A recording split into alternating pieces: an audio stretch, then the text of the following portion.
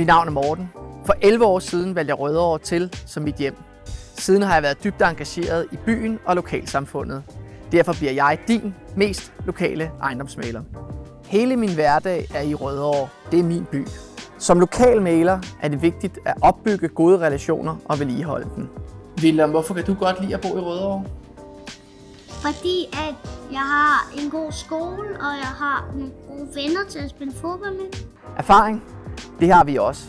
Med mere end 30 års erfaring sikrer vi dig ro i maven gennem hele din bolighandel. Vi har den fornødne ekspertise og de fornødne værktøjer til at maksimere værdien af din bolig.